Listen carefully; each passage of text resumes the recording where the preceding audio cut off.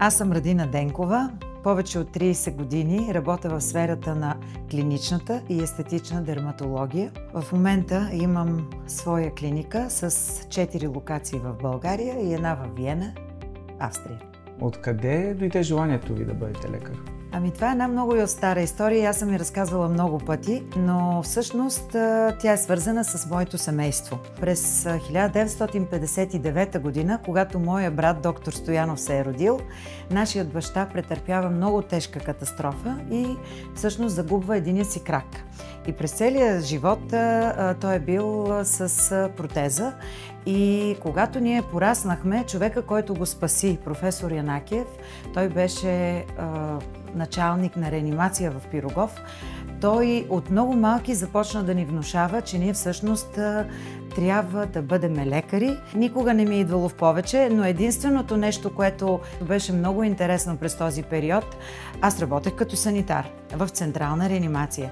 И там работеше една Леля Фани. Тя беше една изключително красива туркиня, която с изправена и горда осанка минаваше по коридора на реанимация и почистваше.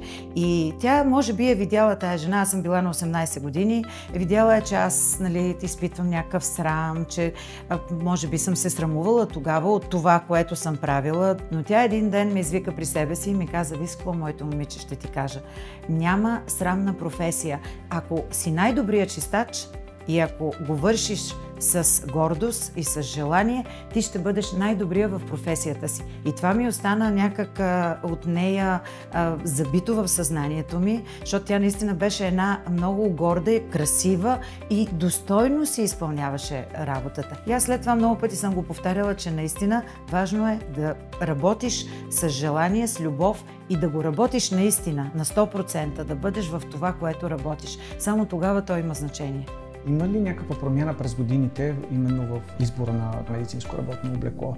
Няма да забравя, като започнахме работа в хотел Вега още преди 20 години. Той имаше, може би, една или две фирми, които произвеждаха работно облекло, но тогава всички носеха едни палави, весели, цветни, шарени работни облекла. И може би това е част от психологическото въздействие на облеклото. И пък тук наблягаме повече на естетиката. Да бъде красиво, да бъде естетически, да се връзва с нашето възприятие по отношение на красотата.